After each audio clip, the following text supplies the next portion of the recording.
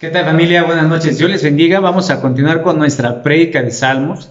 Vamos a ver el Salmo número 24. ¿Sí? Vamos a ver, vamos a conocer quién es el dueño de la tierra, quién creó la tierra, quién merece ser reconocido, quién es el autor, ¿verdad? A cuál le damos la gloria, toda la honra a nuestro Dios. Conocemos, como lo vemos en Génesis, ¿verdad? Desde el capítulo 1, ¿sí? Cómo es que nos narra, ¿verdad? La palabra de Dios, quién creó los cielos y la tierra, ¿verdad? Y todo lo que hay en ella, todo lo que habita en ella, la creación de Dios, quién es el dueño en toda su plenitud de la tierra. En este caso estamos hablando, ya sabes, de nuestro Dios todopoderoso, ¿verdad? El que ha creado los cielos, la tierra y todo lo que hay en ella, que le pertenece. Nosotros le pertenecemos, la tierra le pertenece en todo su esplendor, en toda su plenitud, los cielos y la tierra y aún más allá, ¿sí? Que no vemos, también le pertenece. Por eso hablamos de una plenitud. Por lo tanto, si te has preguntado alguna vez cómo es que hay cosas que muchas veces nos sorprenden, ¿verdad? Y decimos, ¿cómo es que el mar no se sale de aquí, de este lugar? ¿Qué lo mantiene aquí? ¿Quién puso este mar, el océano aquí? Hay casas de este lado, hay ciudades, países alrededor de este mar, y dices, ¿por qué no se sale el mar, verdad? Y tú ves el mar, te paras así tan solo en la playa y miras más allá, o si has salido de viaje en algún barco, ves el mar tan inmenso que incluso da miedo ver lo inmenso que es el mar y lo que hay dentro del mar, ¿verdad? Por lo tanto, ¿por qué no se sale? Porque Dios tiene el control de todo. Dios tiene en control todo, ¿verdad? Entonces, igual nosotros somos su creación y está en control de nosotros, ¿sí? Muchas veces podemos ver que de una semilla de alguna planta, la riegas, la cuidas y nace que una planta, ¿verdad? Cosas así que a veces nos sorprenden. ¿Cómo es posible? Incluso a veces donde no hay ni agua, nacen plantitas, ¿verdad? Entonces, vamos a ver a este Dios tan bueno, tan soberano que ha sido y será con nosotros en esta tierra. Así que vamos a orar para empezar. Padre, te damos gracias en el nombre de Jesús por esta predicación, por este estudio, Señor. Bendito Dios, gracias por mostrarte, por recordarnos quién eres tú, quién ha creado los cielos, la tierra, en toda su plenitud y que todo te pertenece a ti, Señor. Muchas gracias, Dios, por ser tan bueno con nosotros como tus hijos, como seres humanos, Señor, porque aún en ellos tú estás pendiente, Señor, de darnos lo que necesitamos. Gracias, bendito Dios, en el nombre de Jesús. Amén. Bien, tenemos como título, El Señor de la tierra es digno de toda gloria, ¿sí? Y para esto vemos el Salmo 24, vamos a ver de los versículos del 1 al 5, y dice el número 1, la tierra es del Señor y todo lo que hay en ella, el mundo y todos sus habitantes le pertenecen, ¿sí? Es una declaración muy importante y directa, ¿verdad? La tierra es ¿de quién? Del Señor. ¿Cuál Señor? Nuestro Dios, el Creador. Por lo tanto, vemos aquí a David, que fue un rey muy noble y exitoso. Podemos ver tal vez de un reino relativamente pequeño, podemos verlo así, pero tenía muy claro, ¿sí? Quién era el Dios del pacto de Israel, y nada más y nada menos que el Dios y dueño de toda la tierra. David tenía muy claro esto. Imagínate, yo me imaginaba a David tomándose ese tiempo de reflexión, tal vez frente al mar, ¿sí? Mirando la tierra, que era redonda, que es redonda, mirando el mar, ver tan inmenso que es la tierra, inmenso que es el mar, los océanos, ¿verdad? Y asimismo, admirando y reconociendo al Creador de la tierra. Por lo tanto, eso es lo que vemos, ¿verdad? ¿De quién es? De Jehová es la tierra, y además agrega que dice, y su plenitud, en su plenitud. Tal vez podríamos ver que no era suficiente que David dijera, ¿verdad?, que Dios era el dueño de toda la tierra, que todo le pertenecía a Dios. Agregó que toda su plenitud también le pertenece, en toda su plenitud, en todo su esplendor, ¿sí? Lo que es la tierra, los cielos, lo que hay en los cielos, las estrellas, el sol, la luna, aquí en la tierra, todo le pertenece a Dios, ¿sí? Y asimismo, ahorita vamos a ver más adelante. Entonces, si vemos en la plenitud de la tierra, esto puede significar, o más bien, esto significa que en las cosechas, porque hay mucho campo, donde la gente cosecha, siembra y cosecha, la riqueza que hay en la tierra, qué riquezas tenemos, ¿verdad? Tenemos mucho campo donde sembrar maíz, elote, trigo, los animales, hay ganaderías, donde muchos producen, los animales, la leche, producen quesos, lácteos, todo eso es una riqueza. La tierra misma nos da de comer, porque si, por ejemplo, yo tengo una planta de jitomate, y ¿sabes qué? Hemos agarrado jitomates de ahí para guisar. La tierra nos los da, solo que tenemos que hacer, cuidar la tierra, ¿sí? Alimentar la tierra, abonar la tierra, trabajar la tierra, ¿verdad? Como dicen, que el dueño de la tierra es de quien la trabaja, ¿verdad? Pero en este caso Dios ya trabajó, ya hizo, ya nos los dio. Ahora, ¿qué nos corresponde a nosotros? Trabajar la tierra. ¿Para qué? Para poder alimentarnos. Y todo esto en su plenitud Dios nos los da. El conocimiento, la sabiduría, el material para cuidar la tierra. Todo eso Dios nos los da. Por eso es que dice, en toda su plenitud. ¿Sí? Incluso nuestra vida propia le pertenece a Dios. La adoración es para Dios, el reconocimiento es para Dios, el que ha creado las cosas con un propósito, y el propósito es que para que nosotros como sus hijos, ¿sí?, estemos tomando de la tierra que Dios nos ha dejado aquí. Y aquí estamos de paso. Pero estaremos tal vez, estaremos más adelante, en algún tiempo, en la voluntad de Dios, en donde únicamente vamos a adorar a nuestro Dios, vamos a estar cara a cara con Él, y entonces vamos a ver quién es, y vamos a reconocer realmente lo que Dios ha hecho. Ahora, en todos estos sentidos, vemos a un Dios altísimo, el que posee todo, el que lo posee todo.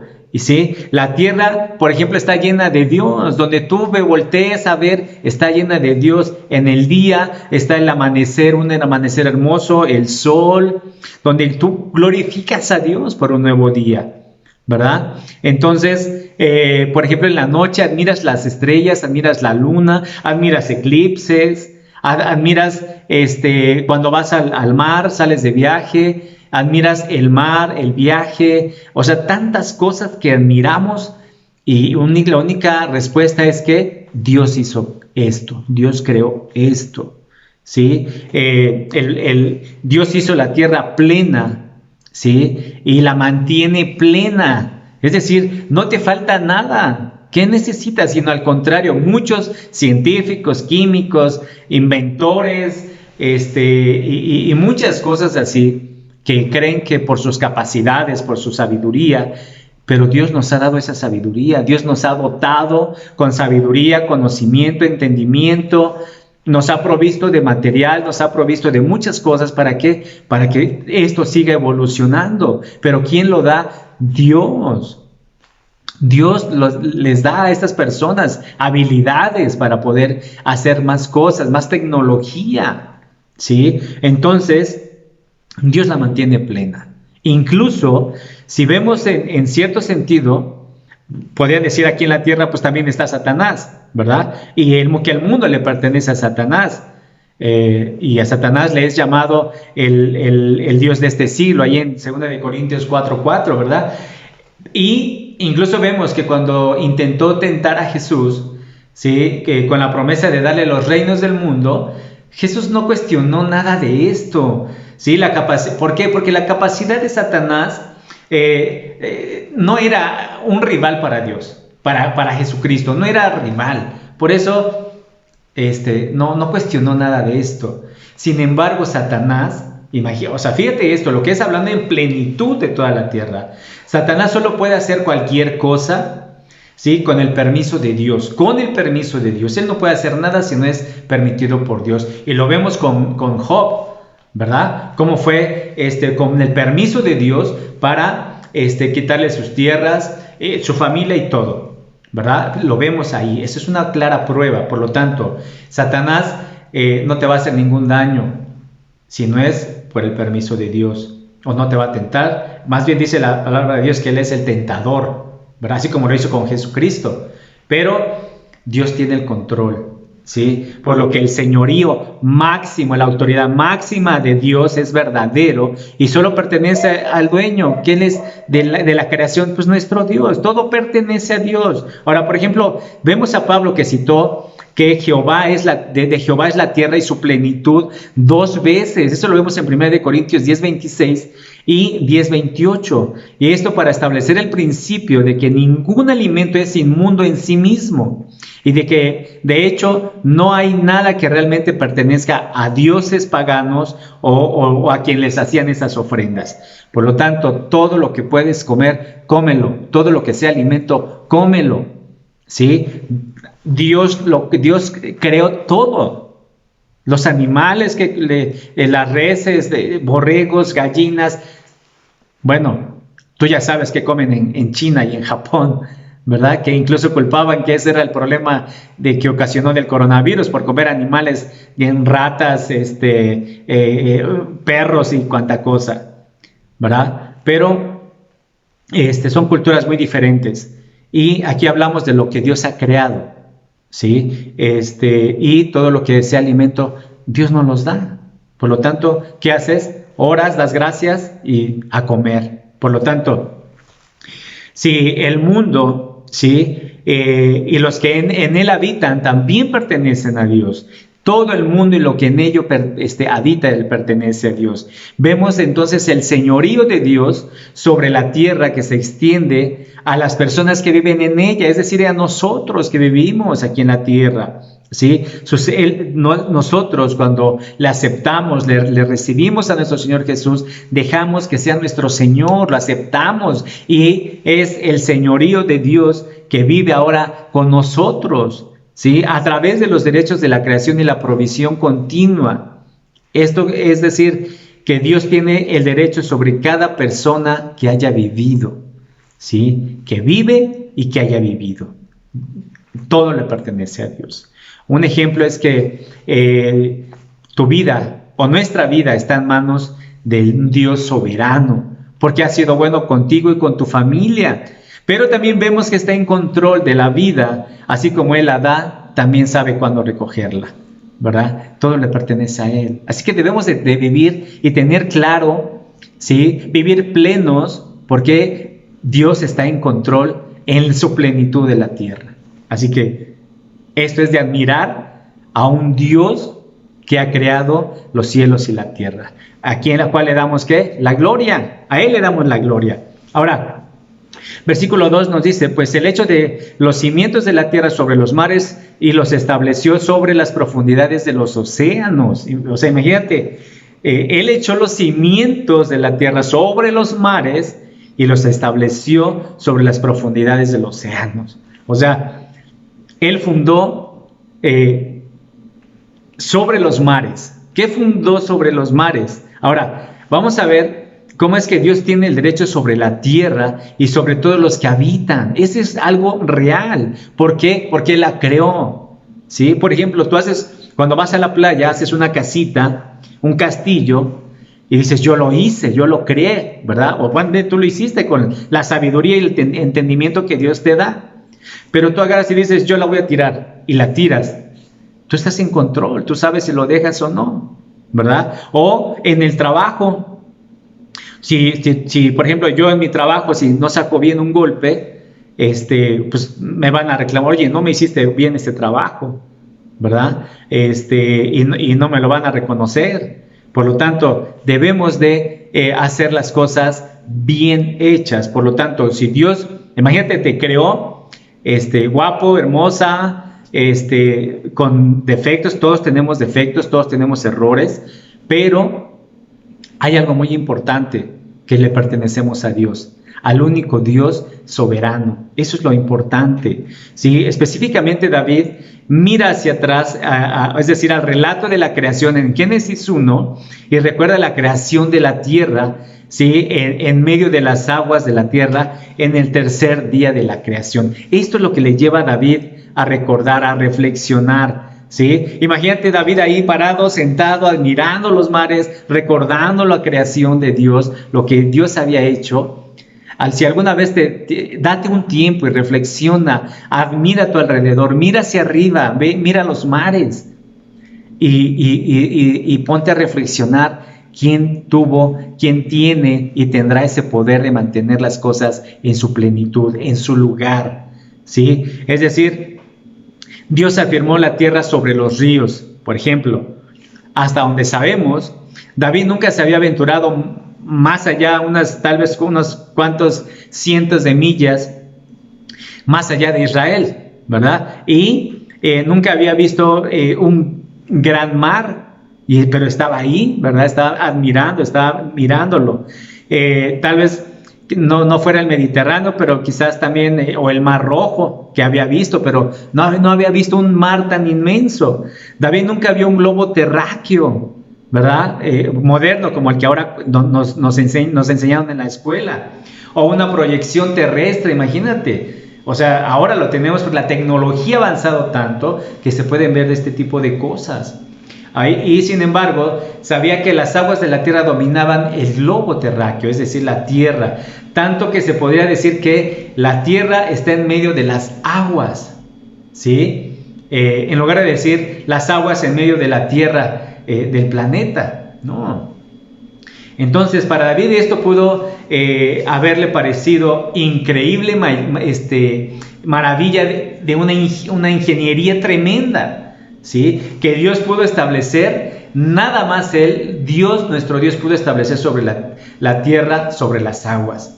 Así que date la oportunidad de observar el mundo y te darás cuenta que estamos en medio de las aguas, en medio de todos los mares, los océanos.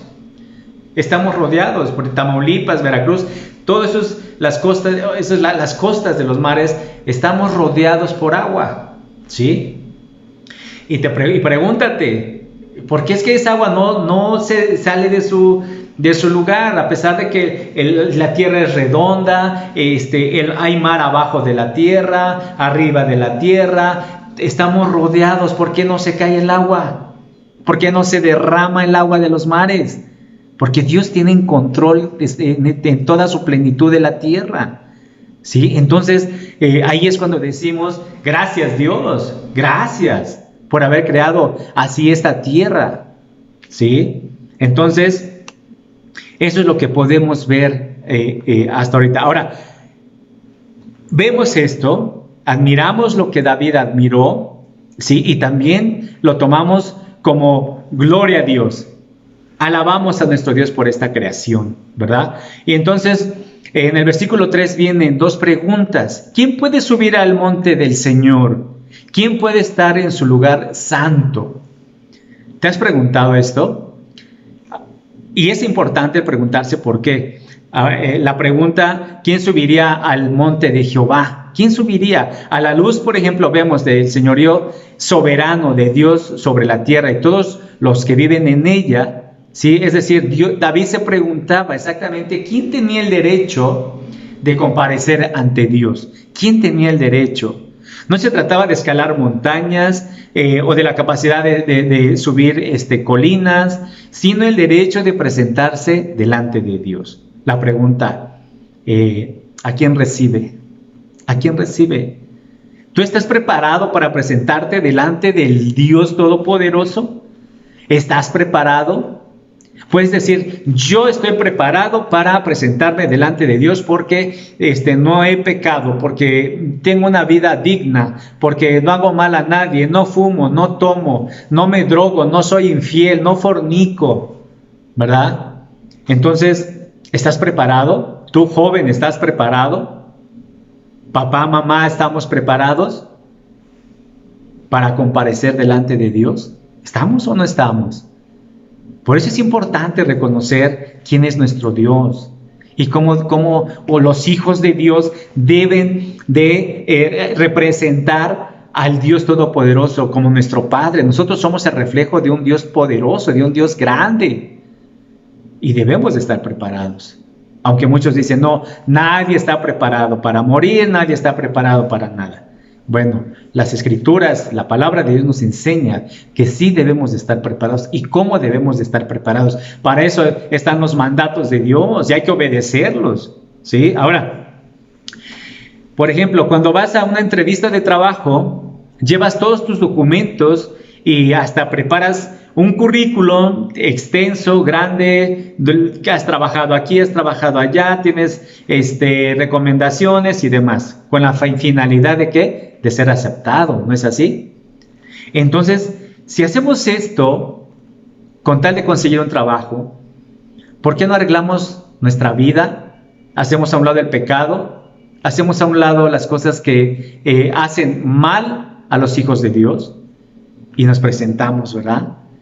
Nuestro espíritu, nuestro cuerpo, ¿sí? Es nuestra carta de recomendación. Y aquí estoy, Señor, ¿verdad? Así como David decía, con un corazón transparente y honesto, con labios santos, ¿verdad? Otro ejemplo es que esta es una pregunta que antes solía preocupar a la humanidad, muchos más que en algunos otros días o en algún otro tiempo. Hubo un tiempo en que los hombres y las mujeres se preguntaban genuinamente qué se requería de ellos para reconciliarse con Dios, ¿sí? ¿Qué era necesario? ¿Qué se requería? Hoy en día parece que la pregunta más frecuente es algo así: ¿cómo puedo ser feliz? ¿De qué manera puedo ser feliz? Porque si tú no eres feliz contigo mismo, no vas a buscar a otra persona para ser feliz. Debes de ser feliz contigo mismo. ¿Y sabes qué te hace feliz? Lo que Dios ha creado para ti, eso te hace feliz. Y debes de sentirte feliz y ser feliz contigo mismo para que tú mismo, ¿qué? Puedas ser feliz con otra persona, con tu familia. Pero si tú no eres feliz y buscas a alguien más, un acompañante, para que esa persona te haga sentir feliz, estás equivocado. La felicidad empieza por ti mismo, estar feliz con lo que tienes, con lo que te rodea y con los que tienes, ¿sí? Ahora, la felicidad personal es importante, muy importante, pero no es más importante que una relación correcta con nuestro Creador, con nuestro Proveedor, con nuestro Dios. Eso es algo aún más importante, ¿sí? David no solo tenía una pregunta importante, sino la pregunta más importante, ¿sí? Y para estar delante de Dios es muy necesario presentarse con un corazón limpio, porque de esa manera ¿qué? Veremos a Dios. La misma palabra de Dios nos los dice, ¿sí? Siendo justos, de manos limpias, pensamiento limpio, nuestras actitudes limpias, nuestros labios limpios, ¿sí? Hay cosas que tenemos que hacer, ¿sí? Ahora, esta pregunta, viene la respuesta del versículo 4, nos dice: solo los de manos limpias y corazón puro, que no rinden culto a ídolos y nunca dicen mentiras. Esta es la respuesta. Estos pueden presentarse delante de Dios, ¿sí? El limpio de manos y puro de corazón. Esto habla de un hombre o una mujer que es puro, tanto en sus acciones, es decir, con todo lo que hacen sus manos, lo que tocan sus manos, ¿sí? Como en sus intenciones del corazón. ¿Y quién conoce las intenciones del corazón? Dios. A Dios no se le escapa nada. Este es el que puede subir al monte santo y estar en su lugar santo, delante de Dios.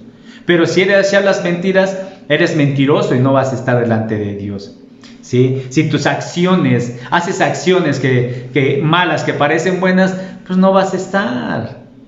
¿sí? Para empezar, debes de reconocer, cuando tú te equivocas, debes de reconocer y decir, sí, la regué, hice esto, o yo dije esto, perdón, discúlpame, yo lo dije. Muchos, no, yo no hice eso, hasta levantan las manos, revísenme. Hay que ser honestos, hay que reconocer, ¿sí? Porque si tú no reconoces que la riegas, sabes que vas a cargar aquí en tu corazón, se vuelve una carga y no estás tranquilo, no estás tranquila. Por lo tanto, que tus intenciones del corazón sean las intenciones de nuestro Dios, como la palabra de Dios nos enseña, ¿sí? Un corazón transparente, que puedas presentarte delante de Dios y decir, Señor, aquí estoy, revísame, soy tuyo. ¿Puedes hacerlo? Si no, entonces cambia tus actitudes, reconoce. Algo que a Dios le importa, le interesa mucho es que nosotros reconozcamos cuando la regamos. Porque imagínate un presidente que no reconozca sus errores, un líder que no conozca sus errores como líder en una iglesia, un pastor que no conozca sus errores y se los reconoce a Dios. Y si tiene que pedir perdón, el líder, el pastor, la persona, tiene que hacerlo con la persona a la que afectó o a quien no le reconoció. Podemos ver un ejemplo. David ya estableció que Dios gobernara la tierra. Ahora declaró que Dios gobierna la tierra sobre una base moral, que es lo que estamos mirando. ¿Sí? ¿Le interesa el comportamiento moral de la humanidad? Sí.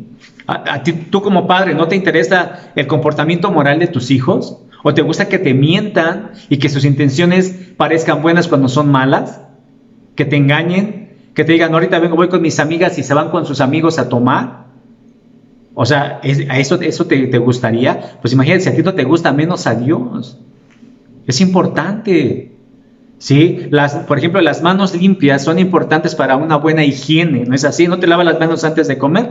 Con jabón. Ahora con la pandemia, con más razón, te dicen cómo lavarte las manos. Pero esto habla de mucho más que lavarse las manos con agua. Por ejemplo, vemos a Poncio Pilato, se lavó las manos, pero no estuvieron limpias. ¿Sí? Las manos limpias no serían suficientes, a menos que, escucha esto, estuvieran conectadas con un corazón puro y transparente. ¿Tienes un corazón puro y transparente? Para decirle al Señor, acá estoy. Sin embargo, ahí es donde fallamos porque nunca aceptamos. Nunca aceptamos, por ejemplo, cuando nos equivocamos, ¿sí? Cuando la regamos, buscamos culpar a otros. No, es que él me dijo esto, es que él... Momento, acepta que la regaste y se acabó. Quien te haya llevado a equivocarte, tú te equivocaste y acéptalo. Cuando agredes, cuando mientes, la frase esa muy conocida es que todos nos equivocamos, todos tenemos errores. Por favor, eso ya, o sea, somos personas conscientes que pensamos, somos personas ya grandes, los que ya somos adultos. Ya esa palabra está choteada, simplemente sí, me equivoqué. Es que todos tenemos errores. Momento, hasta un niño lo sabe. Sí, un niño lo sabe. Ya, basta de esta palabra, hay que aceptar, ¿sí? O la falta de perdón, etcétera, muchas otras cosas. El que no ha elevado su alma a cosas vanas, estos verán a Dios. El que ha aceptado a Dios también rechaza la idolatría. El que aceptas a Dios y le das la espalda a la idolatría. Haces algo que Dios más aborrece en esta tierra, que mucha gente sea idólatra, que adore a otros dioses, ¿sí? Y esto en sus acciones, pero especialmente su alma. Imagínate que adore se incline su alma y su corazón a otros dioses. No, ¿estás con Dios o estás con el mundo? Otras personas que verán a Dios son los que no han jurado con engaño. Las palabras que hablamos son una buena indicación del estado de nuestro corazón, ¿sí? Ya sea el hombre o la mujer, el hombre o la mujer. Quien hace promesas engañosas no es bienvenido por Dios. Simplemente el que jura con engaño no es recibido por Dios. Es más, no jures por el estrado de tus pies ni por lo que arriba de tu cabeza, dice la palabra de Dios. Por ejemplo, los que tienen hasta 2 novias, los jóvenes, tienen una novia pero tienen otra en otro lado. Momento, ¿qué pasa? Te estás engañando a ti mismo. Los que se juran fidelidad cuando se casan y son infieles. Los que se engañan teniendo relaciones sexuales pensando que hacen bien.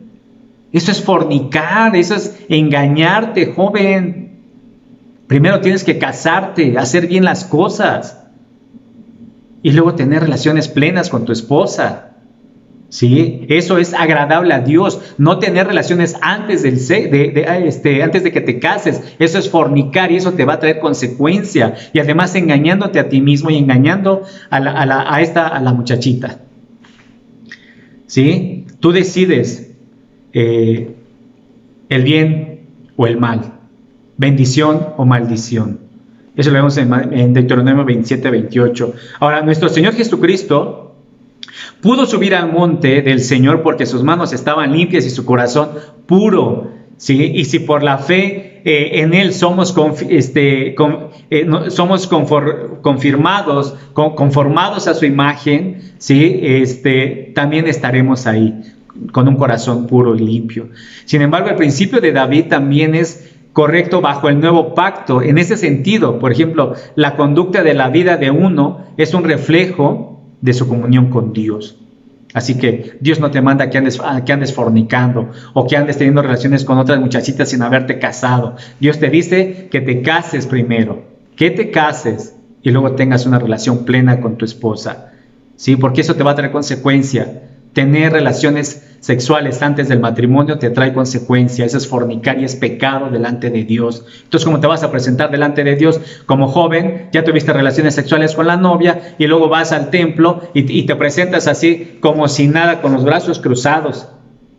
Eso es hipocresía. ¿Sí? La fornicación es pecado. Así que, por otro ejemplo que vemos es que Juan, ¿sí? En el libro de Juan, si decimos que tenemos comunión con Él y andamos en tinieblas, ¿qué? Mentimos y no practicamos la verdad y hacemos mentiroso a Dios. ¿Cómo te presentas en el templo, en la iglesia, después de que haces cosas vanas?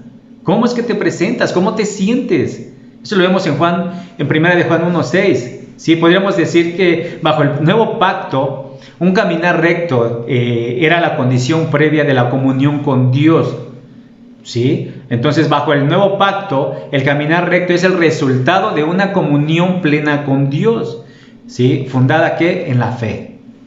Ahora, vemos el versículo número 5 y vemos una bendición al justo. Dice, ellos recibirán la bendición del Señor y tendrán una relación correcta con Dios, su Salvador. ¿Sí?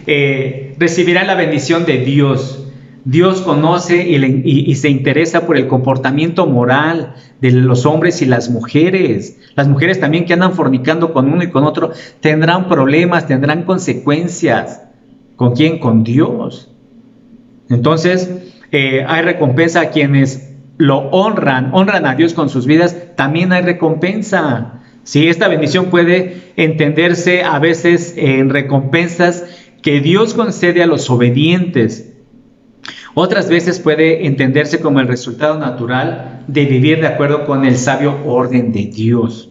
¿Sí? Entonces la justicia del Dios de salvación es lo que vemos y lo que David nos dice. ¿Sí? Que David aquí habló en el idioma del antiguo pacto, donde la posición correcta con Dios podía asumirse de la vida de los obedientes. Al mismo tiempo, David escribe sobre una justicia recibida que provenía del Dios de salvación. Por ejemplo, esto es lo que con esto concluimos. Con las importantes distinciones del Antiguo y el Nuevo Pacto, es un error decir que la salvación era por obras del Antiguo Testamento, y no es por obras. Se podría decir que, en cierto sentido, la bendición era por obras de obediencia, ¿sí? Pero la justicia siempre fue y siempre será del Dios de salvación. Así que hay una recompensa para el justo, sí. Que ellos verán a Dios, sí. Padre, te damos gracias en el nombre de Jesús por este tiempo, Señor.